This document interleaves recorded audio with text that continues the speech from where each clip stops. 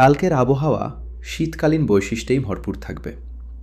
ভোরবেলা কনকনে ঠান্ডা অনুভূত হবে এবং চারদিকে হালকা থেকে মাঝারি কুয়াশা পড়তে পারে। অনেক জায়গায় সূর্যের আলো দেরিতে দেখা দেবে, ফলে সকালটা থাকবে বেশ শীতল।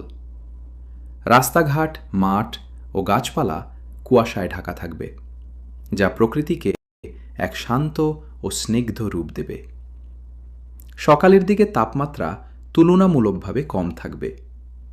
মানুষকে গরম কাপড় যেমন সোয়েটার, জ্যাকেট, শাল বা চাদর ব্যবহার করতে হবে। শিশু ও বৃদ্ধদের বিশেষ যত্ন নেওয়া প্রয়োজন হবে, কারণ শীতের কারণে তারা সহজেই অসুস্থ হয়ে পড়তে পারে। সকালের ঠান্ডা বাতাস শরীরে শীতল অনুভূতি তৈরি করলেও সূর্য ওঠার পর ধীরে ধীরে আবহাওয়া আরামদায়ক হয়ে উঠবে। দুপুরের দিকে শীতের তীব্রতা কিছুটা কমে যাবে। মিষ্টি রোদে প্রকৃতি উজ্জ্বল হয়ে উঠবে। এই সময়ে মানুষ খোলা জায়গায় বসে রোদ পোহাতে পছন্দ করবে। কৃষকরা মাঠে কাজ করার সুযোগ পাবে এবং শীতকালীন ফসলের যত্ন নিতে ব্যস্ত থাকবে। আকাশ সাধারণত পরিষ্কার থাকবে এবং বৃষ্টির সম্ভাবনা খুব কম থাকবে।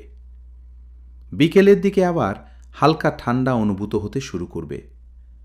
সূর্য অস্ত যাওয়ার সঙ্গে সঙ্গে তাপমাত্রা ধীরে ধীরে কমবে। সন্ধ্যার পর ঠান্ডা বাতাস বইতে পারে এবং রাত যত বাড়বে শীত ততই বাড়বে। রাতে ঘুমানোর সময় কম্বল বা মোটা চাদরের প্রয়োজন হবে।